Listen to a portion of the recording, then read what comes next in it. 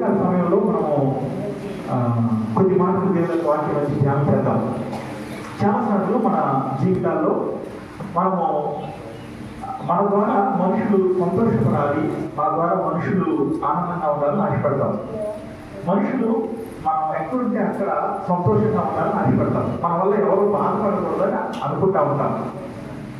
మన జీవితాన్ని మనం పరిశీలన చేసుకున్నప్పుడు కొన్నిసార్లు మన వల్ల వేరొకరు బాధపడ్డారు, ఇబ్బంది పడ్డారు అనుకున్నప్పుడు మనలో వాళ్ళని సంతోషపెట్టాలని ప్రయత్నం చేస్తూ ఉంటాం. ఇది సహజంగా మనిషి జీవితాలు కొనసాగుతూ ఉంటుంది. కానీ చాలా ఎక్కువ సార్లు మనము మనుషులను సంతోషపెట్టాలనే ప్రయత్నంలో దేవుడిని దుఃఖ పెడతా ఉంటాం. చాలా ఎక్కువ సార్లు మనుషులను మెప్పించడం కోసం దేవుడిని దుఃఖ పెడతా ఉంటాం. ఈరోజు దేవుడిని సంతోషపెట్టడానికి మన జీవితంలో ఎటువంటి పరిస్థితులను మనం ఆహ్వానించాలో, దేవుడిని సంతోషపెట్టడానికి మన జీవితంలో ఎలాంటి పరిస్థితులు వదిలివేయాలో కొన్ని విషయాలు ధ్యానం చేయాలని ఆశపడతా ఉన్నాను. రోమిలకు రాసిన పత్రిక 8వ అధ్యాయము 8వ వచనాన్ని ఒకసారి చదువుదాం. రోమిలకు రాసిన పత్రిక 8వ అధ్యాయము 8వ వచనము మొదటి భాగం నుంచి చదువుదాం. శరీర స్వభావము గలవారు దేవుని సంతోషపరచ నేరలు. చాలా ఇక్కడ దేవుడు అనే మాట కనబడతా ఉంది. ఆయన సంతోషపెట్టడం గురించి మాట్లాడుతూ ఉంది. దేవుడిని ఏది సంతోషపెట్టదో ఈ వచనంలో దేవుడు యొక్క వాక్యం మాట్లాడుతూ ఉంది. శరీర స్వభావము దేవుడిని సంతోషపరచడం అనేది అసాధ్యము. సంతోషపరచ నేరలు అంటే సంతోషపరచదు అని అర్థం. మన శరీరము, అందరికి శరీరాలు ఉన్నాయా? శరీరం అంటే ఏంటి? శరీరం అంటే బాడీ కదా. మన శరీరం ఏదైతే కనపడతా ఉందో దాన్ని శరీరం అంటాము. సింపుల్గా చెప్పాలంటే శరీరానికి ఒక స్వభావం ఉంటుంది. మనుషులకు ఒక స్వభావము లేదా శరీర స్వభావం గురించి మాట్లాడుతూ ఉన్నాడు. అంటే మనుషులు మనం చూసినప్పుడు కొంతమందికి కొన్ని రకాలైన పేర్లు ఉంటాయి, కొన్ని రకాలైన దాన్ని ఏమంటారంటే బుద్ధి పేర్లు అనొచ్చు, నిక్నేమ్స్ అనొచ్చు. అంటే వాళ్ళు ప్రతిదానికి వారికి కోపం ఎక్కువ, కోపిష్టి అనే పేరు ఉండదు. లేదా కొంతమందిని అసూయ పడతారని చెప్తారు, కొంతమంది ప్రతిదానికి అడుగుతారని చెప్తారు. ఇలాంటి మాట ఉన్నారు ఎప్పుడన్నా? మీకు కూడా ఏదైనా పేర్లు ఉన్నాయా అండి? చిన్నప్పుడు పేర్లు, చిన్నప్పుడు మన మనుషులు పిలిచే కొన్ని స్వభావాలు మనకి తెలుసు. అలాగే మనుషులకు దేవుడు ఈ శరీరాన్ని దేవుడు ఇచ్చాడు. ఈ శరీరానికి స్వభావం కూడా ఆయన స్వభావాన్ని ఇచ్చాడు. ఆది కాలంలో దేవుడు నరులను తన పోలికను తన స్వరూపం చేశాడు. అంటే ఆయనకి ఎలాంటి ఆలోచన ఉన్నదో, ఆయనకు ఎలాంటి స్వభావం ఉన్నదో, ఆయనలో ఎలాంటి ప్రేమ ఉన్నదో, ఆయనలో ఉన్న లక్షణాలన్నింటినీ మనిషిలో పెట్టాడు. ఆ శరీరాల గురించి కొత్త నిబంధన రోమిలకు రాసిన పత్రికలో పౌలు ఏమంటాడంటే, కానీ ఈ శరీర స్వభావము దేవుడిని సంతోషపెట్టాలని చెప్తా ఉన్నాడు. ఏమైందంటే దేవుడు ఇచ్చిన శరీరానికి లేదా దేవుడు ఇచ్చిన ప్రాణానికి, దేవుడు ఇచ్చిన స్వభావానికి కొన్ని రోజుల తర్వాత, కొన్ని సంవత్సరాల తర్వాత పౌలు ఒక పేరు పెడతా ఉన్నాడు. ఈ స్వభావం ఏదైతే ఈ రోజు మీ శరీరంలో స్వభావం ఉన్నదో, ఈ స్వభావము దేవుడిని సంతోషపెట్టదో చెప్తా ఉన్నాడు. మరి ఏం పెట్టదు దేవుడిని సంతోషపెట్టదు అంటే దేవుడికి ఏం కలిగేస్తాయి? బాధ కలిగేస్తాయి, లేదా దుఃఖాన్ని కలిగేస్తాయి. ఇంకొక విధంగా అర్థం చేసుకుంటే శరీర స్వభావము దేవుడిని సంతోషపెట్టదు, కానీ అపవాదిని సంతోషపెడుతుంది అని మనం అర్థం చేసుకోవచ్చు. దేవుడిని సంతోషపెట్టది ప్రతి ఒక్కటి అపవాదిని సంతోషపెడుతుంది. అపవాదిని దుఃఖ పెట్టేది ప్రతి ఒక్కటి దేవుడిని సంతోషపెడుతుంది. చాలా తేలిగ్గా మనం అర్థం చేసుకోవాలండి. ఈరోజు మనుషులతో మాట్లాడుతూ ఉన్నాడు, రోగులతో మాట్లాడుతూ ఉన్నాడు, తన వాక్యం విన్న వాళ్ళతో మాట్లాడుతూ ఉన్నాడు, తన వాక్య ప్రకారం జీవితాన్ని సరిచేసుకున్న వాళ్ళతో మాట్లాడుతూ ఉన్నాడు. ఆయన మాట్లాడుతూ ఏమంటున్నాడంటే, ఈ శరీరానికి స్వభావం ఉంది, ఈ శరీరం యొక్క స్వభావము దేవుడిని సంతోషపెట్టే స్వభావం కాదు అని చెప్తా ఉన్నాడు. ఎందుకని దేవుడిని సంతోషపెట్టట్లేదు? ఎందుకని దేవుడిని ఆనందంలోనికి లేదా దేవుని యొక్క హృదయానికి సంతోషాన్ని కలిగించట్లేదు? ఎందుకని సంతోషాన్ని కలిగించట్లేదంటే 7వ వచనం దానికి సంబంధించిన వివరిస్తా ఉన్నాడు. 7వ వచనం, ఎలాగనగా శరీరానుసారమైన మనస్సు దేవునికి విరోధమైనది. శరీరానికి ఉన్న మనస్సు ఏం చేస్తుందంటే దేవునికి దేవుడికి వ్యతిరేకంగా ఉంటది. తర్వాత చదవమ్మా. అది దేవుని ధర్మశాస్త్రములకు లోబడదు, ఏ మాత్రము లోబడదు. దేవుడు తన వాక్యం ద్వారా ఏది మాట్లాడుతూ ఉన్నాడో, ఏది చెప్తా ఉన్నాడో దానికి లోబడే మనస్సు, లోబడే విధానము, చేయడానికి సరైన మనస్సుని ఉండదు అని చెప్తా ఉన్నాడు. నేను తర్వాత భాగంలోకి వెళ్లే ముందు నీ జీవితము దేవుడిని సంతోషపెట్టే విధంగా ఉందా, సంతోషపెట్టే విధంగా లేదా అని ఎప్పుడైనా పరిశీలన చేసుకున్నారా? మీరు ఎప్పుడైనా ఆలోచన చేస్తారా? నా జీవితం ద్వారా దేవుడు సంతోషంగా ఉందంటావా అని ఎప్పుడైనా ఆలోచన చేశారా? ఒక్కరు ఇద్దరు చెప్తా ఉన్నారు చేశామని. మిగతా వాళ్ళు చేయకపోతే వీలైనంత వరకు రోజుకు ఒకసారి, 2 రోజులకు ఒకసారి నా జీవితం దేవుడిని సంతోషపెట్టేలాగానే ఉందా అని ఒకసారి పరిశీలన చేసుకోవడం ప్రయత్నం చేయండి. ఇక మనం స్పష్టంగా చూస్తే శరీరానుసారమైన మనస్సు ఎవరికి విరోధం అంటది? దేవునికి విరోధం. అందరూ గట్టి చెప్తాం ఒకసారి. దేవునికి విరోధమైనది. అది దేవుని యొక్క వాక్యానికి లోబడదు. మనిషి దేవునికి లోబడకపోవడం వల్ల, మనిషి తాను అనుకున్నట్లుగా చేయడానికి ఇష్టపడటం వల్ల తను దేవుడిని సంతోషపెట్టని వాడిగా తయారవుతా ఉన్నాడు. మనం చాలాసార్లు దివ్య కూడా చెప్తా ఉంటుంది ఒక మాట. ఏమంటుందంటే దేవుడు బహుమానం ఇవ్వాలంటే, లేదా మనిషికి బహుమానం ఇవ్వాలంటే వాళ్ళ ద్వారా సంతోషపడితేనే, లేదా వాళ్ళంటే ఇష్టపడితేనే బహుమానం ఇస్తాడు. అది మనందరికీ తెలిసిందే. మనం మంచి బహుమానం ఇవ్వాలనుకున్నాం అనుకోండి, మనకి ఇష్టమైన వాళ్ళకి ఇస్తామా, ఇష్టమైన వాళ్ళకి ఇస్తామా? మనం సంతోష పెట్టే వాళ్ళకి ఇస్తామా, దుఃఖ పెట్టే వాళ్ళకి ఇస్తామా? మన బాధ పెట్టే వాళ్ళకి ఇస్తామా, మనల్ని ఆనందం పెట్టే వాళ్ళకి ఇస్తామా? ఇవన్నీ మనకు తెలుసు. కానీ మనం దేవుడిని ఏం చేస్తామంటే ఆయన సంతోష పెడతామా, బాధ పెడతామా, వ్యతిరేకంగా ఉన్నామా, ఇవేమీ పట్టించుకోకుండా దేవుడు మనకు ఇవ్వాలి అని ఆశపడతాము. దేవుడు ఇవ్వకపోతే ఎందుకు ఇవ్వట్లేదని ప్రశ్నించడానికి కూడా ప్రయత్నం చేస్తూ ఉంటాం. చాలాసార్లు మనుషుల యొక్క స్వభావం దేవునికి వ్యతిరేకంగా ఉంది, విరోధంగా ఉంది. దేవుని యొక్క మాటకు లోబడటానికి ఇష్టపడలేదు. కానీ దేవుడి దగ్గర నుంచి మనం ఏదో పొందుకోవాలని ప్రయత్నం చేస్తూ ఉంటాం మనుషులుగా ప్రతి ఒక్కరు. ఈరోజు మన జీవితాన్ని పరిశీలన చేసుకున్నప్పుడు నేను వాక్యాన్ని వింటున్నాను, కానీ వాక్యాన్ని అనుసరించి ఎంతవరకు నడుచుకుంటున్నాను అనే పరిశీలన మన జీవితాల్లో తప్పనిసరిగా ఉండాలి. దేవుని సన్నిధికి రావడం మంచిది. ఎందుకంటే దేవుని సన్నిధిలో వాక్యమో, దేవుని యొక్క హృదయమో మనకు తెలియబడుతుంది. దేవుడు తన హృదయంలో మన పట్ల ఎటువంటి ఆలోచన కలిగి ఉన్నాడో, ఆయన మనల్ని ఎలా ప్రేమిస్తున్నాడు, ఆయన దినదినమో మనల్ని ఎలా పోషిస్తున్నాడు, తన అరచేతిలో మనల్ని ఎలా చెప్పుకుంటున్నాడు, మన జీవితాన్ని, మన కలిగిన సమస్తాన్ని ఎలా కంచివేసి భద్రపరుస్తున్నాడో మనకు అర్థమవుతుంది దేవుడికి రావడం వల్ల. అదే సమయంలో మన మనస్సు, మన అంతరంగము, మన స్వభావము దేవుడికి ఇష్టం లేని దాన్ని చేయడానికి మనల్ని ప్రేరేపిస్తూ ఉంటుంది. దానికి లోబడాలని మనకు అనిపిస్తూ ఉంటుంది. ఇదంతా కూడా దేవుడికి వ్యతిరేకమైన పని అని మనకు అర్థమవుతా ఉంటుంది. దేవుని వాక్యము ఏది కోరుకుంటుందో, లేదా దేవుని మనసు ఏది కోరుకుంటుందో, దేవుని వాక్యం ఏది చెప్తుందో దానికి వ్యతిరేకమైనది చేయడానికి శరీరము మనల్ని ప్రేరేపిస్తూ ఉంటుంది. దేవుని వాక్యము చెప్పబడతా ఉన్నప్పుడు, లేదా దేవుని సన్నిధిలో ప్రార్థన జరుగుతున్నప్పుడు, లేదా కూడికలు జరుగుతూ ఉన్నప్పుడు అక్కడికి రావాలి అంటే మన శరీరం ఏం చెప్తుందో తెలుసా? అంతా అలిసిపోయావు కదా, ఇప్పుడు అక్కడికి వెళ్ళి కూర్చుంటావు. ఇప్పుడు అనిపిస్తున్నామా మీకు? నిజం చెప్పండి. నిజం చెప్పడం చాలా కష్టంగా అనిపిస్తుంది కదా మనకి. అయ్యో ఇప్పుడు దాకా కష్టపడ్డాము, ఇప్పుడు వెళ్ళి అక్కడికి ఏం కూర్చుంటాంలే. దేవుడికి తెలియదా నేను అంత కష్టపడ్డాను, దేవుడికి తెలియదా నేను అంత అలిసిపోయాను అని దేవుడికి కూడా మనం అడ్డం పెట్టుకుంటూ ఉంటాం. ఇది చెప్పాలంటే ప్రాథమికమైనది, బేసిక్ థింగ్ ఇది. మన శరీరము దేవుడి దగ్గరికి రాకుండా మన ఆటంకపరచడానికి ప్రయత్నం చేస్తూ ఉంటాడు. అపవాది శరీరాన్ని వాడుకుంటూ ఉంటాడు. దేవుడి సన్నిధికి రాకుండా ఏదో ఒక విధంగా వెనకడిగేసేలాగానే చేస్తూ ఉంటాడు. ఇంకా ఖచ్చితంగా చెప్పాలంటే కరెక్ట్గా ప్రార్థన ఉన్నప్పుడే మనకి ఏదో ఒక పని వస్తుంది. ప్రార్థన ఉన్నప్పుడే ఎవరో ఒక చుట్టాలు వస్తారు, లేదా ప్రార్థన ఉన్నప్పుడే దేవుడి సన్నిధిలో అడుగు పెడదాం అనుకున్నప్పుడే ఏదో ఇంపార్టెంట్ కోరికలు వస్తుంది. ఏదో ఒకటి జరుగుతూ ఉంటుంది. ఇంకా ఖచ్చితంగా చెప్పాలంటే కొన్నిసార్లు ఎప్పుడు ఆ వారం అంతా ఖాళీగా ఉంది, ఆదివారమే పని వస్తుంది. ఎప్పుడు జరిగినామో మీకు? ఆ పని కూడా 2 రోజులకి వచ్చాక కూలి వచ్చే పనులుగా కనిపిస్తాయి. అలాంటి పరిస్థితులు మీకు వస్తున్నప్పుడు మీరు అర్థం చేసుకోవాల్సింది తెలుసా?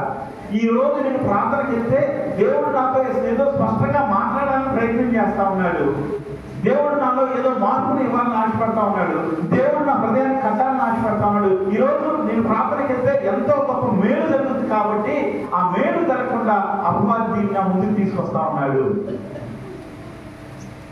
ఈ పౌలైతే శరీరము దేవుని మాట వినోదని చెప్తా ఉన్నాడు. ఆ విషయంలో మీరు ఉన్నారో లేదో ఒకసారి పరిచయం చేసుకోండి. దేవుని సన్నిధికి రావాల్సిన సందర్భాల్లో రాకుండా చేయడానికి నీ శరీరానుసారమైన మనస్సు గురించి మాట్లాడుతూ ఉన్నాడు. శరీరానుసారమైన మనస్సు ఏం చేస్తాడంట? దేవునికి విరోధమైనది, అది లోపలదు. రెండు విషయాలు చెప్తా ఉన్నాడు. మన మనస్సు శరీరానుసారమైనదో దేవుని అనుసారమైందంటే అర్థం ఏంటంటే దానికి సంబంధించిందని, అనుసరించేదని. శరీరాన్ని అనుసరించే మనసు మనకుందా, దేవుడిని అనుసరించే మనసు మనకుందా అనేది మనం చేసే పనులను బట్టి మనకి అర్థమవుతుంది. మనం చేసే పనులను బట్టి ఎదుటి వాళ్ళకి కనపడతా ఉంటుంది. దేవుడి సన్నిధిని కోరుకోవడానికి నువ్వు ఇష్టపడతా ఉన్నావా? దేవుడి సన్నిధిలో ఉండటానికి ఇష్టపడతా ఉన్నావా? ఇది ఒక పరీక్ష. ఒక విధంగా చెప్పాలంటే కొన్నిసార్లు కొంతమందికి చాలా నీరసంగా ఉంటుంది, చాలా బలహీనత ఉంటుంది, చాలా అనారోగ్యంగా ఉంటుంది. నిజమే, అలాంటి వారు రావడానికి ఒక అడుగు వెనక్కి వేసారని మనం అర్థం చేసుకోవచ్చు. కానీ మనకి అన్ని అవకాశాల నుంచి దేవుడి సన్నిధికి రావడానికి వెనకడుగు వేసాము అంటే అర్థం ఏంటంటే మనం దేవుని యొక్క మనస్సుని ఇబ్బంది పెట్టే స్వభావం మనలో ఇంకా ఉంది అని అర్థం చేసుకోవచ్చు. శరీరానుసారమైన మనసు దేవుని యొక్క మాటలు వినదు, లోపడదు. అది ఎంత మాత్రమో లోపడదు. చెప్పబడుతున్న వాక్యాల్ని ఎన్ని వాక్యాన్ని అనుసరించి నడుచుకుంటా ఉన్నావు?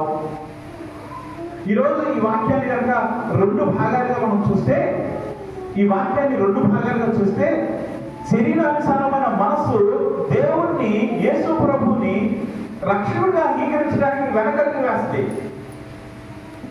యేసు ప్రభువుని ఇప్పుడే రక్షకుడిగా అంగీకరించాల్సిన అవసరం లేదని చెప్తుంది.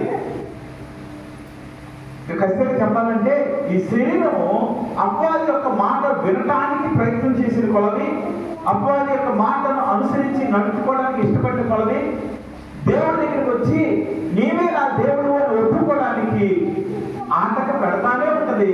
సంవత్సరాలు గడిచిపోతా ఉంటాయి. చాలా సంవత్సరాలు గడిచిపోయిన తర్వాత మనం వెనక్కి తిరిగి చూసుకుంటే దేవుడు లేని రోజులు ఎన్నో ఉంటా ఉంటాయి.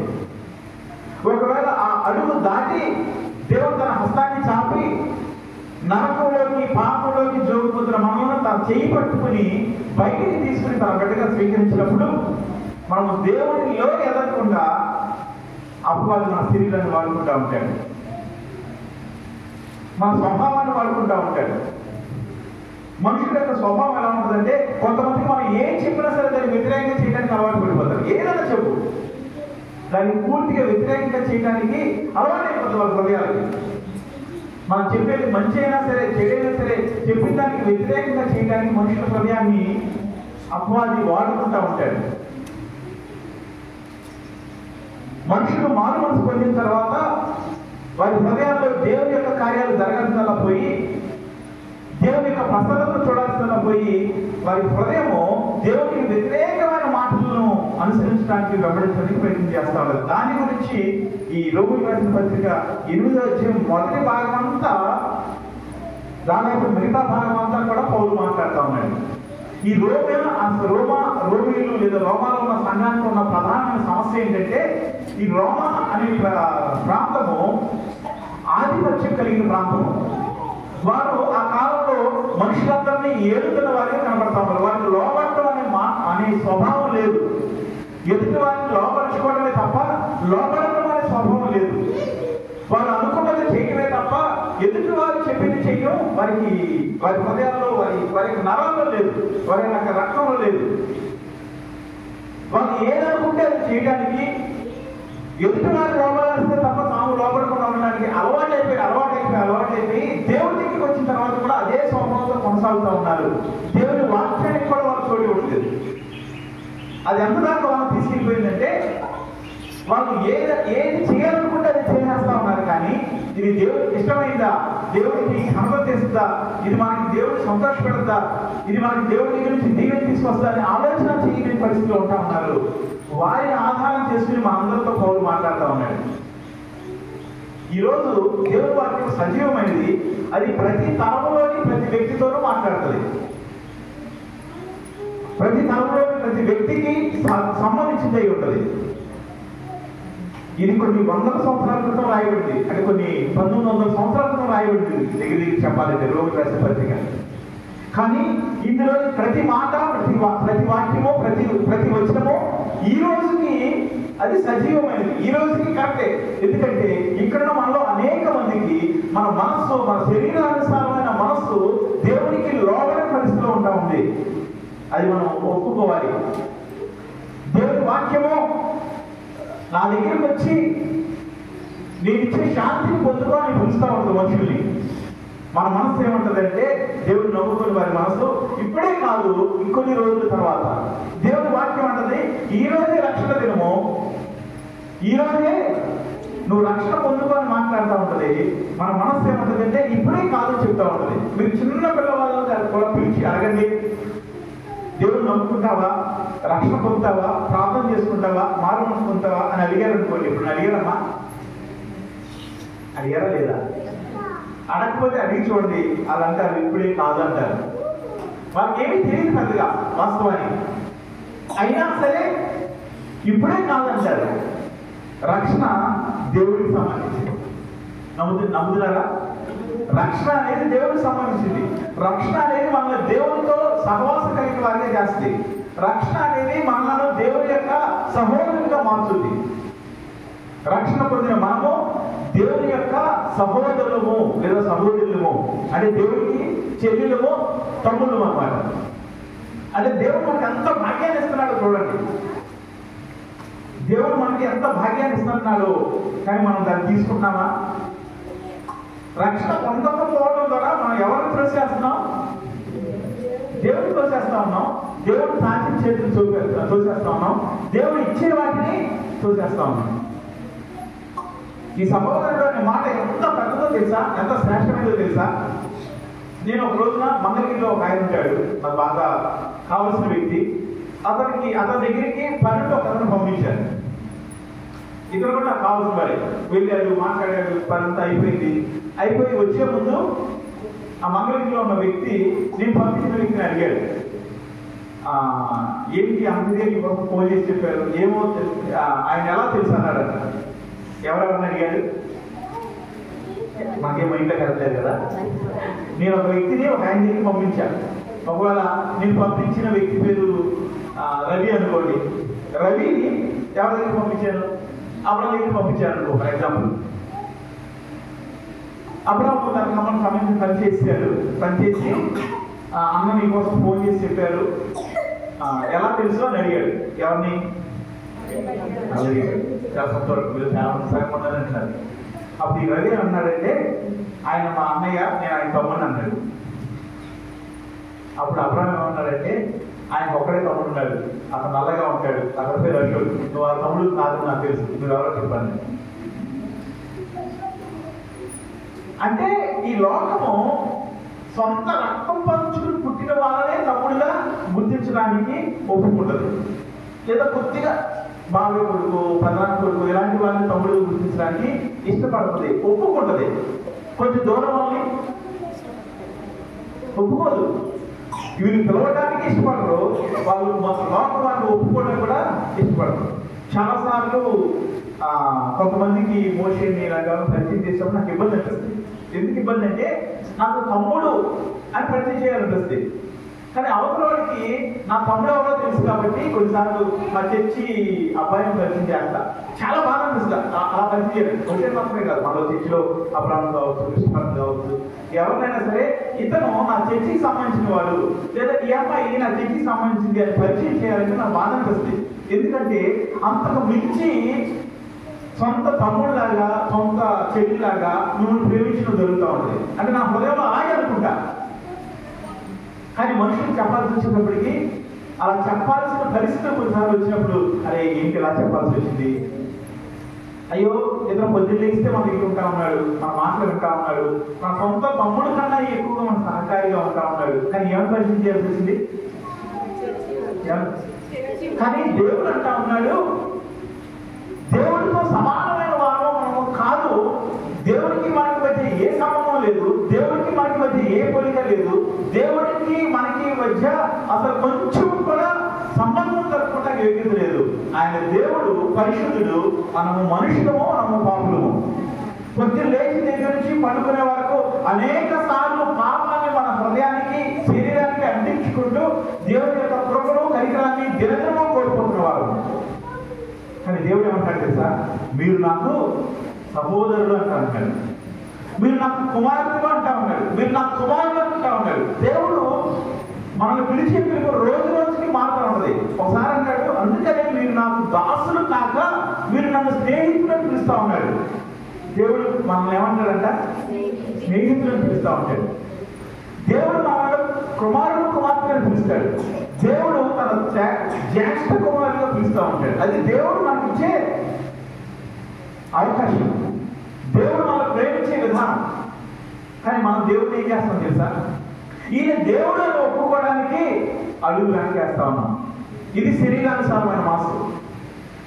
ఆయన పరిశుద్ధుడు, అత్యున్నతుడు, ఆయన సాటి ఏది లేదు, అన్నీ దిగేసి మన దగ్గరికి వచ్చి నువ్వు నా స్నేహితుడివి అంటా ఉన్నాడు, నువ్వు నా సహోదరుడివి అంటా ఉన్నాడు, నువ్వు నా కుమారుడివి అంటా ఉన్నాడు. కానీ మనం మాత్రం ఆయన్ని నువ్వు నా తండ్రివి అనలేకపోతున్నాం. మనం మాత్రం ఆయన్ని నువ్వు నా దేవుడు అయ్యా, ఇది తప్ప నాకేమీ అక్కర్లేదు అనలేకపోతా ఉన్నాం. కారణము శరీరానుసారమైన మనస్సు. నీ శరీరానుసారమైన మనస్సు నీకు ఇచ్చే ప్రతిఫలం ఏంటో తెలుసా, దేవుడిచ్చే దీవెనను శాపంగా మార్చు. దేవుడికి లోపలేమా, లోపడటం అసాధ్యం. అందుకని ఆ మనస్సు ఏం చేస్తుందంటే, దేవుడు తను తగ్గించుకుని కిందకు వచ్చి, చాలా కిందకు వచ్చి నిన్ను నన్ను పట్టుకుని మన పాప జీవితాన్ని చూస్తూ కూడా మనకు కౌగిలించుకుని, నువ్వు నా స్నేహితుడివి, నువ్వు నా కుమారుడివి, నువ్వు నా కుమార్తెవి, నువ్వు నా సహోదరుడివి, నువ్వు నా సహోదరుడివి, నిన్ను ఒకే రక్తంలో కడగబడ్డామని చెప్తా ఉన్నాను. ఎంత గొప్ప దేవుడు కదా. మనం దాన్ని చూడకుండా మన శరీరం మనకి గురిటితనాన్ని కలిగేస్తుంది. నేను పాలిటెక్నిక్ చదివేటప్పుడు అక్కడ లోపల ఒక ఎమ్మెల్యే ఉండేవాడు. అతను నన్ను తీసుకుని వెళ్ళి కొన్ని చోట్లకి ఇతను నా తమ్ముడు అని చెప్తా ఉండేవాడు. ఒక్క మాట పరిచయం చేసేవాడు, ఇతను నా తమ్ముడు అని పరిచయం చేసేవాడు. అప్పుడు ఎంతో గొప్పగా ఉండేది ఆ రోజుల్లో. నాకు గొప్పగా ఉండేది, నా చుట్టుపక్కల వాళ్ళు కూడా చాలా గొప్పగా ఉండేది. అలాంటి దేవుడు మనల్ని ఎవరు పరిచయం చేస్తాడు తెలుసా, వేలాది దూత జన సమూహం మధ్య నిలబడి ఆయన మన కొరకు ఇచ్చే సాక్ష్యం ఏంటంటే, యువకుల సాక్ష్యం ఏంటంటే, ఇదిగో ఇక్కడ కూర్చున్న ప్రతి ఒక్కరిని పేరు పెట్టిన ఈ వ్యక్తి నా రక్తం చేత కడగబడినవాడు, నా రక్తం పంచుకుని పుట్టిన కుమారుడు అని చెప్తా ఉన్నాడు. ఎంత గొప్ప ధన్యత కదా. అలా చెప్పించుకోవడానికి మనకు యోగ్యత ఉందా? అలా పిలిపించుకోవడానికి మన అర్హత ఉందా? నేను ప్రశ్న వేస్తున్నాను, ఉందా లేదా? ఆయన పిలిచినప్పుడు కనీసం దాన్ని నిలబెట్టుకునే మనసు ఉందా? మనకు అర్హత లేదు, యోగ్యత లేదు. ఆయన తాను తగ్గించుకుని మన కోసం భూమి మీదకి వచ్చి తన రక్తాన్ని కాల్చి తన రక్తంతో మన కడిగి పవిత్రపరిచి చేయాల్సినంత తానే చేసి నిన్ను నన్ను తన కుమార్తెగా చేర్చుకుంటున్నప్పుడు, అదే నాకు యోగ్యత లేదు, అర్హత లేదు, కానీ ఆయన నన్ను పిలిచాడు కాబట్టి ఆ పిలుపుకు తగిన జీవితాన్ని జీవించాలి అనే నిరీక్షణ ఉందా? ఆ నిరీక్షణ లేకపోవడం శరీరానుసారమైన మనసు, ఆలోచన లేకపోవడం శరీరానుసారమైన మనసు. ఆయన ఏ పాపము నిమిత్తమై చనిపోయి ఆ పాపాన్ని కడగడానికి తన రక్తాన్ని వాడాడు, అదే పాపాన్ని మళ్ళీ చేయడం ద్వారా మనం ఏం చేస్తామంటే ఆయన మరలా సిలువకు వెళ్ళిపడతాము. ఈ స్వభావాన్ని, శరీర సంబంధమైన స్వభావాన్ని విడిపించడానికి ఏం చేశాడో 8వ అధ్యాయం 3-4 వచనాలు చాలా స్పష్టంగా మాట్లాడుతూ ఉన్నది. లేదా కావాలంటే 4వ వచనం చివరి 2 లైన్లు చదవనమ్మా. 8వ అధ్యాయం 8వ అధ్యాయము 3-4 వచనాల్లో ఈ శరీర సంబంధమైన మనస్సుని మనలో నుంచి బయటికి తీసుకురావడానికి లేదా శరీర సంబంధమైన మనసు నుంచి మమ్మల్ని విడిపించడానికి దేవుడు ఏం చేశాడో దాన్ని చాలా స్పష్టంగా మాట్లాడుతున్నాడు. 4వ వచనం చివరిలో 2 లైన్స్ చదువుతారా?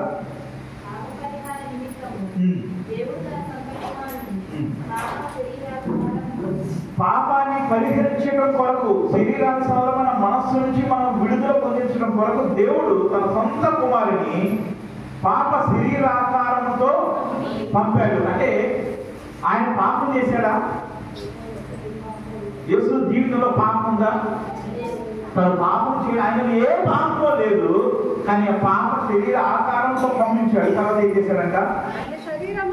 ఆయన శరీరమందు పాపములకు శిక్ష విధించెను. మన పాపము, మన శరీరానుసారం మన మనస్సు యొక్క శిక్ష ఎవరి మీద పడింది? మన శరీరానుసారమైన శిక్షను అనుభవించడానికి ఆయన భూమి మీద దిగి వచ్చాడు. హల్లెలూయా. ఎప్పుడైతే ఆయన శిలువలో మరణించాడో మన శరీరానికి ఉన్న పాపం యొక్క శిక్ష ఆయన అనుభవించడం జరిగింది. ఆయన మన శరీరంలో మన శరీర సాధారణంగా చేసిన ప్రతి పాపం నిమిత్తమై ఆయన శిక్షను అనుభవించాడు. నిజానికి శిక్ష ఎవరు కావాలి? శిక్ష ఎవరు అనుభవించాలి? మన శిక్షను ఆయన అనుభవించాడు.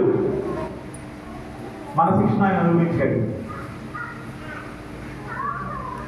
ఈరోజు నీ జీవితాన్ని సిలువకి తీసుకువెళ్ళడానికి, సిలువ చాటుకు తీసుకెళ్ళడానికి నీకు ఇష్టమైతే నోరు తెరిచి ప్రార్థన చేయి. దేవా, నా శిక్షను నువ్వు అనుభవించడం నీ వందనాలయ్యా. నువ్వు నా కొరకు మరణించాలని నమ్ముతా ఉన్నాను. నా పాపములకు శిక్షను కొట్టివేయడానికి మరణించాలని నమ్ముతున్నానయ్యా. నన్ను నీ కుమారుగా స్వీకరించిన ప్రార్థన చేయి. అదే రక్షణ అంటే. రక్షణ పొందడం అంటే యేసు ప్రభు నా కొరకు మరణించాలని నమ్మటం. రక్షణ పొందడం అంటే యేసు ప్రభు నా కొరకు మరణించాడు కాబట్టి నేను ఆయన కోసం జీవిస్తానని నమ్మటం, ఒప్పుకోవడం. కానీ అపవాదంతో వదిలిపెట్టడం. దేవుడి సన్నిధిలో నివాసం చేస్తూ, దేవుడి చేయాలని అనిపిస్తూ, దేవుడితో కొనసాగుతున్న వారిని ఆదాము అవ్వల దగ్గరికి దేవుడు రాయబడిన మాట ఏంటంటే, ప్రతిరోజు ఆయన చల్లటి పూట వచ్చి ఏం చేసేవాడంట? దేవుడు వారితో సంభాషించేవాడు ఉంది. రాయబడిన మాట సంభాషించడం అంటే, సంభాషణ అంటే నేను మాట్లాడతాను, నేను చేసినప్పుడు మాట్లాడతాను. సంభాషణ అంటే నేను మాట్లాడతాను, మీరు మాట్లాడతారు. సంభాషణ అనేది 2 పక్కల నుంచి జరుగుతుంది. వాక్యం చెప్పడం అనేది మాట్లాడటం లాంటిది. నేను చెప్తా ఉంటాను, మీరు వింటా ఉంటారు. వినకపోయినా కనీసం విన్నట్టుగా అనిపిస్తూ ఉంటారు. అది మాట్లాడటం. మాట్లాడటం వన్వేనే. కానీ సంభాషించడం అంటే ఏంటి? సంభాషించడం అంటే ఇద్దరు మాట్లాడుకోవడం. నేను మాట్లాడుతూ ఉంటాను, మీరు కూడా మాట్లాడుతూ ఉంటారు. నేను అందుకని ఎక్కువగా సంభాషణ లాగా చేయడానికి ఇష్టపడతాను. అందుకని కొన్ని ప్రశ్నలు అడుగుతాను. ప్రశ్నలు అడిగేది మీ జ్ఞానాన్ని పరిశీలించడం కోసం కాదు, మీరు కూడా మీకు తెలిసిందని మాట్లాడతారు. జ్ఞానం పరీక్ష కాదు ఇది. కానీ దేవుడు వాళ్ళతో మాట్లాడుతూ ఉండేవాడు, సంభాషిస్తూ ఉండేవాడు. ఆ సంభాషణలో అనేక విషయాలు చెప్పుకుంటాడు. అపవాది చెప్పిన మాటలు విని ఒకవేళ దేవుడికి వెళ్ళి, అయ్యా ఆ పాము వల్ని ఫలాన్ని తినొచ్చంటే ఏం చేయమంటావు అని అడిగితే వాళ్ళు ఏదైనా వాళ్ళ నుంచి బయటకు తోసివేయబడేవాళ్ళు అంటారా? ఎప్పటికీ దేవుని యొక్క సన్నిధిని వారు కోల్పోయేవారు కాదు. ఎంత అజ్ఞానంగా ప్రవర్తించాలో వాళ్ళు అనిపిస్తుంది కొన్నిసార్లు ఆలోచన చేస్తే. కానీ ఈ రోజుకి మనం అదే చేస్తా ఉన్నాం. నువ్వు చేయాలనుకుంటుంది దేవుడి దగ్గర తీసుకొచ్చి, దేవా నాకు ఇలా చేయాలనిపిస్తుంది, చేయించలేదా అని అడిగావు ఎప్పుడన్నా? ఆమె ప్రశ్న మీకు అందరికీ మనందరికీ, మీ అందరికి కాదు అందరికీ కొన్ని చేయాలనిపిస్తాయి, కొన్ని మాటలు మాట్లాడాలనిపిస్తాయి, కొన్ని పనులు చేయాలనిపిస్తాయి, కొన్ని చోట్ల వెళ్ళాలనిపిస్తాయి. అనిపిస్తా అనిపించలేదంటే మనలో ఏదో తేడా ఉందన్నమాట. అనిపించినప్పుడు దేవుడిని తీసుకెళ్ళి, దేవా నాకు ఇలా చేయాలనిపిస్తుంది, చేయనా వద్దా అని అడిగారు ఎప్పుడన్నా? అడిగారా లేదా? అడగలేదు కదా. అడగలేదు అంటే పడుతున్నారు. అడగలేదా? కారణం ఏంటో తెలుసా మీకు? అడగకపోవడానికి కారణం ఏంటో? అడగకపోవడానికి కారణం ఏంటో తెలుసా? అడగకపోవడానికి కారణం ఏంటంటే అది చేయకూడదని మాకు ఆల్రెడీ తెలుసు. అయ్యా ఆ అబ్బాయి నా ఇంటికి వస్తున్నాడు, నేను కూడా చూడనా వద్దా అని అడుగుతారు ఎప్పుడన్నా? తల్లిదండ్రులు అడిగారు ఎప్పుడన్నా? అడుగుతారా ఎవరన్నా? ఇదిగో బోర్డు మాట్లాడదాం పాస్టర్ గారు చెప్తున్నారు, నేను మాట్లాడాల్సి వస్తుంది, మాట్లాడచ్చా లేదా అని అడిగే ఎప్పుడన్నా దేవుడిని? లేదా ఇంకోటి చేయకూడదు, అబద్ధం చెప్పకూడదు, మోసం చేయకూడదు అడిగే ఎప్పుడన్నా? ఇంకా అడుగుతాను కదా, దేవా నాకు అది ఇది ఇవ్వకపోతే ఎందుకు ఇవ్వలేదు, అయ్యా నాకు జ్వరం ఎందుకు వచ్చింది చెప్పు అని ప్రార్థన చేసిన కూడా తెలుసున్నాను. నువ్వు సరిగ్గా ఉండకుండా అనారోగ్యం ఎక్కడ పడితే అక్కడ తిని ఏదో తినేసి లేకపోతే ఏదో చేసి నీకు ఆరోగ్యం పాడైపోతే దేవా నాకు ఎందుకు ఇలా జరిగింది అని అడిగిన రోజు తెలుసు. మీకు తెలుసా? మేము కూడా చేసే ఉండవచ్చు. మీరు కూడా ఎందుకు ఇట్లాంటి జ్వరం వచ్చావు, ఎందుకు ఇట్లాంటి అనారోగ్యం వచ్చావు అని అడుగుతాను కదా దేవుడిని. ఇది మాత్రం అడగదు, ఎందుకంటే మనకి తెలుసు ఇది చేయకూడదని మనకి తెలుసు. ఆదివారమే చర్చికి రావాలా? అదే రోజు నాకు ఫంక్షన్ వచ్చింది, అయ్యా అక్కడికన్నా అని అడిగారు ఎప్పుడన్నా? వాటికి ఆదివారం తీసుకొస్తాను, అది ఏమవుతుంది చిన్న విషయం. ఆదివారం ఒక రోజు వచ్చి పనులు పిలిపోతాను చెప్తాను నేను. ఒక ఆదివారం మానేసి నాన్న వెళ్తాను కూడా చెప్తా.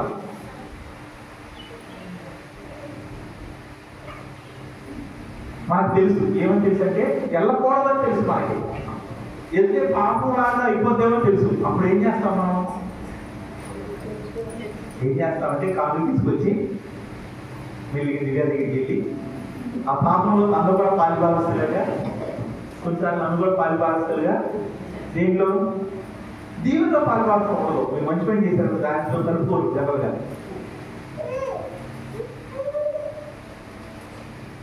ఎందుకు చెప్తున్నానంటే ఇది చిన్న విషయం, చాలా చిన్న విషయం. మన శరీరము దేవుడు ఏదైతే దీవించాలని అనుకుంటాడో ఆ దీవెన రాకుండా మన స్వభావం ఆటంకపరుస్తూ ఉన్నది. ఒకటి, ఆయన దేవుడికి అంగీకరించినప్పుడు.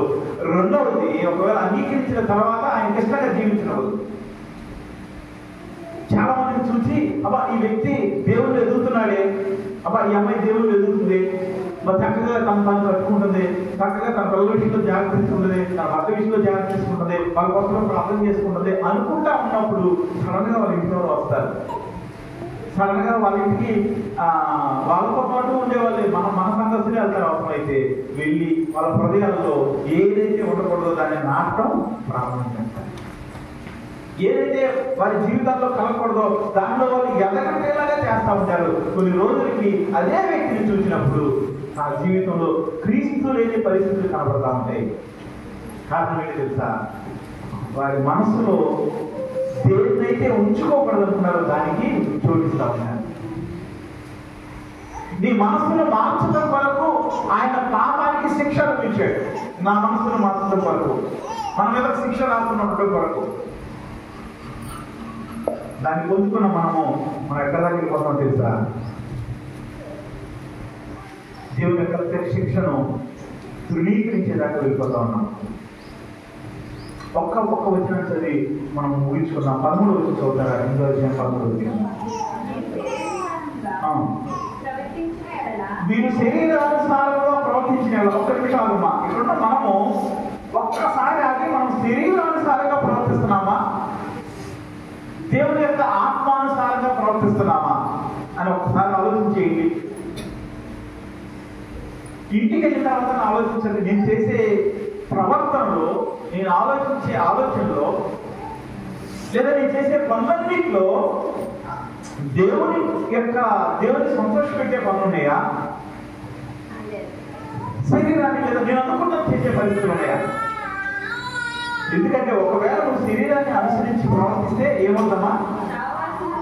చావవలసిన వారే ఇందులు కానీ ఆత్మ చేత శరీర క్రియలను చంపిన ఎడల జీవించేదరు. హల్లెలూయా. దేవుని ఆత్మ అంటే శరీర క్రియలో నేను చెప్తాను, శరీర సంబంధం మనస్సు మనం దేవుడికి దూరం చేస్తుంది. కరెక్టే. శరీర సంబంధమైన మనస్సు ఆయన మన కొరకు మరణించిన దాన్ని కూడా వ్యర్థం చేస్తుంది, వ్యర్థం అయ్యేలాగా ప్రవర్తించేలాగా చేస్తుంది. కరెక్టే. ఈ శరీర సంబంధమైన మనస్సు ఎలా చంపబడుతుంది? నా జీవితంలో శరీర సంబంధమైన మనస్సు ఉండకూడదంటే ఏం చేయాలంటే 13వ వచనం చివరి భాగం మాట్లాడుతూ ఉంది. ఆత్మ చేత శరీర క్రియలను ఏం చేయాలంట?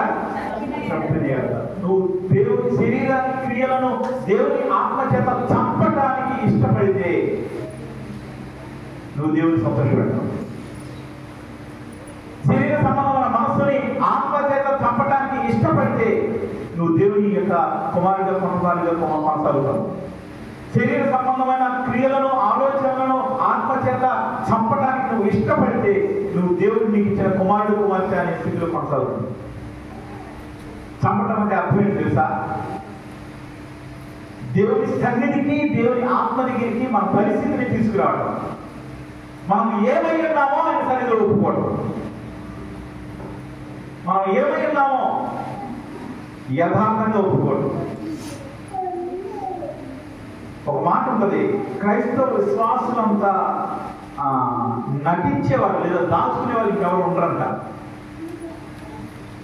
అంటే అపవాది మనుషులను ఎలా ప్రేరేపిస్తారంటే వారు దేవుని సన్నిధిలో సైతము నటించడానికి అలవాటు పడిపోతారు. గుడి బయట చేయాల్సినంతా చేసి గుడిలో వచ్చి దేవా నిన్ను నమ్ముకున్న వారము, నిన్ను ప్రేమించే వారము అన్నట్టుగా ముసుగు వేసుకుంటారు. ముసుగు తీసి దేవుడి దగ్గర రా. నీ జీవితంలో ఒక శ్రేష్టమైన జీవితాన్ని నీకు నీ బిడ్డలకి నీకు తలపరాలు పొందుకోగలుగుతాం. ఉదయం నాకు శారీరకమైన క్రియలు వద్దు, ఎందుకంటే అవి దేవుణ్ణి సంతోషం పెట్టే పరిస్థితిలోనే నన్ను తీసుకెళ్ళలేదు. నేను దేవుడిని సంతోష పెట్టేలాగా ఉండాలి. దేవుని సంతోషంలో ఎంతమందికి ఇష్టం ఇక్కడ చప్పట్లు పడతారు ఒకసారి? చాలా సంతోషం, చాలా సంతోషం. ఎంతో ఎక్కువ మంది ఎక్కువ చప్పట్లు ఎక్కువసేపు కొట్టారు, చాలా సంతోషం. అయితే దేవుడి దగ్గర నుంచి ఏమాటపడుతున్నారు తెలుసా? నీ శరీర సంబంధమైన ఆలోచనను ఆయన ఆత్మచేత తప్పమంటున్నాడు. అది ఇష్టమేనా నీకు?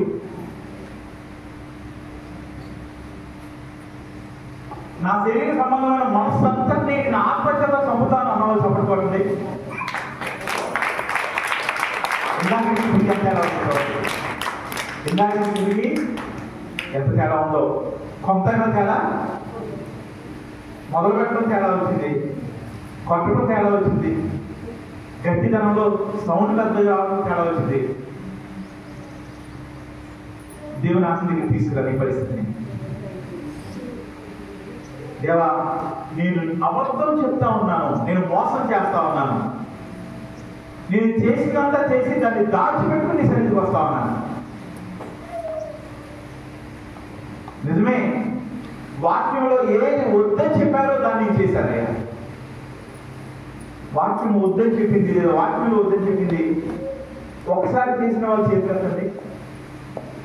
ఒకసారి నేను వాక్యంలో చెప్పిన దాన్ని చేయలేదు, వేరే విధంగా చేశారన్న వాళ్ళు, 2 సార్లు చేసిన వాళ్ళు, 3 సార్లు చేసిన వాళ్ళు అయితే దూరం జరుగుతారు.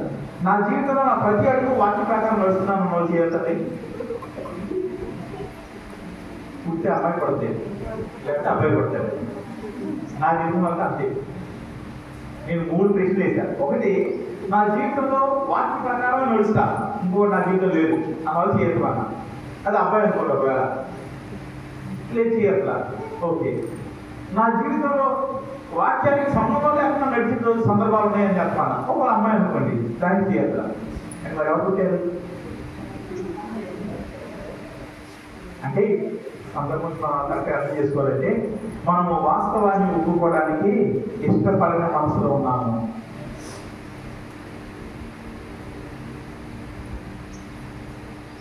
మనం ఇక్కడ చెప్పే మన సంఘంలో ఉన్న బాధలు తీసుకున్నా 10 విషయాలు లైన్లో రాసుకుంటే సంఘంగా మేము నీ దగ్గర నుంచి ఏం ఆశపడుతున్నామో చెప్తాను. ఈరోజు చెప్పి ముగించాలని ఆశపడతా ఉన్నాను. సంఘంగా లేదా సేవకులుగా నేను మీ దగ్గర నుంచి ఏం ఆశపడతామంటే మీ జీవితము దేవుడి దగ్గర ముసుగు లేనిదై ఉండాలి. దేవుడికి నీకు మధ్య ముసుగేసుకున్న పరిస్థితి ఉండకూడదు. అంటే నేను కొన్నిసార్లు ప్రార్థన చేస్తాను, దేవా ఇదిగో పలానా వ్యక్తితో మాట చెప్పానయ్యా, ఆ మాట లేదా పలానాకి పలానా చేస్తా అని చెప్పానయ్యా, అది చేసే అవకాశం ఇప్పట్లో నాకు కనపడలేదు, అది అబద్ధంలాగా మారిపోతుంది. నేను అబద్ధికుడిగా మిగిలిపోకుండా సహాయం చేయి. దేవ ఫలానా విషయంలో నేను తొట్టిల్లుతున్నట్టే అనిపిస్తుందయ్యా, అలా తొట్టిల్లకుండా ఉండడానికి సహాయం చేయి. ఫలానా విషయంలో నాకు ఇలాంటి ఆలోచన వస్తుందయ్యా, అలాంటి పరిస్థితి నుంచి నాకు విడుదల దయచేయి. అది ముస్లిం ప్రార్థన అంటే. దేవా మా చర్చిలో ఫలానాకి బోధించారు, దొంగతనం చేసింది ఇంట్లో ఉండకూడదని బోధించారు, ఇదిగో దొంగతనం చేసిన ఎదురుగా కనబడుతుందయ్యా. నేను చేయకపోయినా వేరే వాళ్ళు చేసి తీసుకొచ్చి ఎక్కడ పెట్టారు, అది ఇంట్లో పెట్టారు కాబట్టి అది నా ఇంట్లో కనబడుతుంది, ఇంకా నేను తీసుకోలేకపోతున్నాను. అది ముస్లిం ప్రార్థన. నీ భర్త కానీ భార్య కానీ కాకుండా వేరొక వ్యక్తితో నువ్వు మాట్లాడాల్సిన పరిస్థితి ఉండకూడదు, రహస్యంగా, అది ఫోన్లో కానీ ఎక్కడో ఇళ్ళలో కానీ అని చెప్పారయ్యా. అది నేను చేయలేని పరిస్థితిలో ఉన్నాను, నేను విడిపించు అని ప్రార్థన చేయడం ముసుగులేని ప్రార్థన. అవసరమైతే దేవుని సన్నిధిలోకి వచ్చి దాని నుంచి బయటకు వచ్చేదాకా కనిపెట్టడం ముస్లిం ప్రార్థన. అర్థమవుతున్నా మీకు? నువ్వు చేయొద్దు, చేసే వాళ్ళకి సహకరించొద్దు. మన చెప్పి మనం చేసే బోధలు ఇయ్యే కదమ్మా, అర్థమైందా? దేవుని ఎదుట ముసుగేసుకునే పరిస్థితి ఉండకూడదు, దేవుని ఎదుట తప్పు చేస్తూ దాన్ని దాచుకునే పరిస్థితి ఉండకూడదు. నువ్వు చేయకపోయినా చేసే వాళ్ళకి సహకారం అందించకూడదు.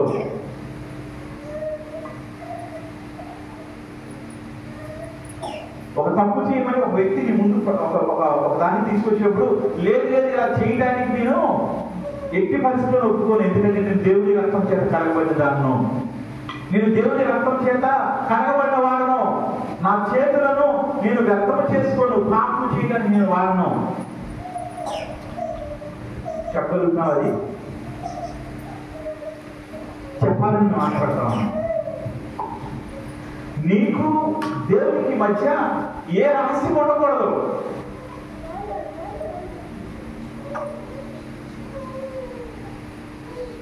అది మనం బోధించేది. ఒకవేళ మీరు వాక్యంలోకి ఇంకేమైనా కొత్త విషయాలు మీకు భయపడినా వాటి ప్రకారం కూడా చూసుకున్నా సరే, లేదు వాక్యానికి వ్యతిరేకంగా నా జీవితం ఉండకూడదు, మీ జీవితం ఉండకూడదు అనేది మనం బోధించే విధానం ఇక్కడ.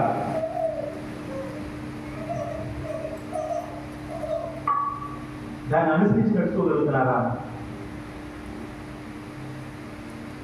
నీ జీవితంలో తప్పు చేయడానికి అవకాశాలు నీ ముందుకు వచ్చినప్పుడు లేదు నేను చేయను వెనకడికి వేసిన సందర్భాలు ఉన్నాయా? ఒప్పుకుని తప్పు చేయడానికి నువ్వు ముందుకు వెళ్ళిపోయిన సందర్భాలు ఉన్నాయా? శరీరానుసారమైన మనస్సు దేవుని సంతోషపెడదు. మనలో అనేక మంది యొక్క మనస్సు శరీరానుసారంగా ఉంది కాబట్టే దేవుడు మన ఇంట్లో సంతోషపడలేదు. దేవుడి దగ్గరికి వస్తూ దేవుడు నమ్ముకున్నామని చెప్పుకుంటూ మనకు కలిగిన దాన్ని దేవుడికి ఇస్తూ చివరికి మనం పొందుకున్న పేరు ఏంటంటే, మనం చేసే పని ఏంటంటే దేవుడిని దుఃఖపెట్టడం, దేవుని గాయాలు లేపడం. యేసు ప్రభుని సిలువేసింది రోమా సైన్యమే కానీ అప్పచెప్పింది ఎవరు? అప్పచెప్పింది సొంత శిష్యుడు, అప్పచెప్పింది ఇశ్రాయేలీయులు. ఎవరి మధ్యనైతే పుట్టాడో, ఎవరికి మేలు చేశాడు, ఎవరిని స్వస్థపరిచాడు, ఎవరిని విడిపించాడు, ఎవరి మధ్యన దేవుడి యొక్క రాజ్య స్వార్థను ప్రకటించారో ఆ వారే ఆయన తీసుకెళ్ళి అప్పచెప్పారు. ఆయన అప్పచెప్పినప్పుడు ముఖ్యంగా అందరూ ఆశ్చర్యపోయారు. అదేంటయ్యా ఈయన స్వస్థపరిచాడు కదా? అవునయ్యా స్వస్థపరిచాడు. ఈయన మిమ్మల్ని కొందరు ద్రాక్ష నుంచి విడిపించాడు కదా? అయినా విడిపించాడు. మరి తీసుకొచ్చారేంటి? ఈయన మాకు ఉపయోగపడదు. అమ్మా నేను ఆయన స్వస్థపరిచాడు కదా? స్వస్థపరిచాడు. మీ ఇంట్లో నెమ్మదించాడు కదా? నెమ్మదించాడు. నువ్వు తక్కువలో ఉన్నప్పుడు పరిస్థితుల్లో లేవనెత్తి తలగనబెట్టాడు కదా, నిలబెట్టాడు. కానీ ఆయన నేను అనుకున్నట్టుగా ఉండట్లేదు కాబట్టి ఆయన అక్కర్లేదు. ఈరోజు క్రైస్తవ్యం అది, ఈరోజు క్రైస్తవ్యం అది. ఆ క్రైస్తవ్యంలో నువ్వు కూడా పాలుభాగస్తురాలుగా ఉన్నావు. చేసుకోవడానికి సిద్ధపడు. క్షమించు మనుషులను, పాపం చేయకుండా అడుగు వెనక్కి మనుషులను క్షమించు. దేవుడు ఏమై ఉన్నాడో ఆయనను మనుషుల మీద చూపించడానికి ప్రయత్నం చేయి. సాధ్యమనేది సాధ్యమా, సాధ్యం కాదా? పాపం చేయకుండా ఉండటం సాధ్యమా కాదా? ఒక్క స్వరం నేను పడుతున్నాను. ఒకవేళ చెవులు లేకపోతే ఒకే ఒకరు మాట పడుతుంది. మనము పాపము ఆలోచన రాకుండా, లేదా పాపంలో పడిపోకుండా, పాపం దగ్గర వెళ్ళిపోకుండా అవకాశం లేదు. ఈ లోపల ఉన్నాం కాబట్టి ఆలోచనలోను క్రియలోను పడిపోయే పరిస్థితి వస్తుంది. కానీ పడిపోకుండా మనలను తొట్టెళ్ళకుండా మనల్ని కాపాడడానికి ఆయన సమర్థుడే కదా.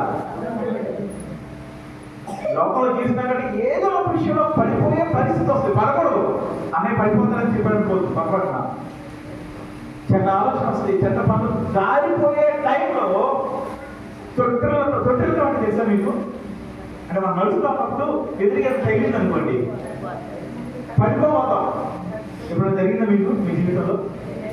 అది తొట్టెలో ఉంటాం. సింపుల్గా అర్థం చేసుకోవాలి. ఒకటే కాదు, పడిపోయా కానీ పడిపోవాలా, తప్పు చేయబోయా కానీ చేయలే. కారణం ఏంటో తెలుసా? నిన్ను ఆపటానికి దేవుడు సమర్థుడు.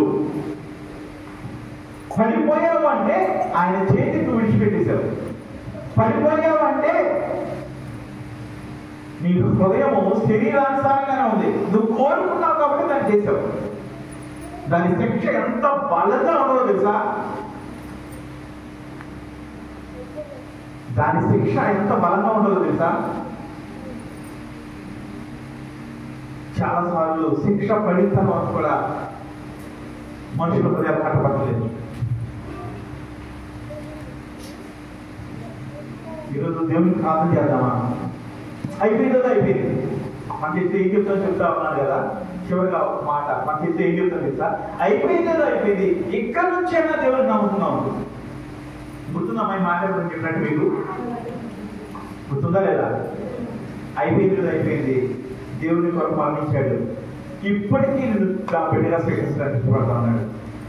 ఈ రోజు నుంచి ఇప్పటి నుంచి నేను దేవుడిని నమ్ముతున్నా ఉంటాను. ఇప్పుడు దాకా ఇంతేదో అయిపోయింది, ఇప్పటి నుంచి నేను దేవుడిని నమ్ముతున్నా ఉంటాను అన్న వాళ్ళు ఒక్కసారి లేచి నిలబడి ప్రార్థన చేస్తున్నాం. నోరు తెరిచి వీళ్ళైతే అందరూ లేచి నిలబడి ఒక్కసారి ఒక 2 నిమిషాలు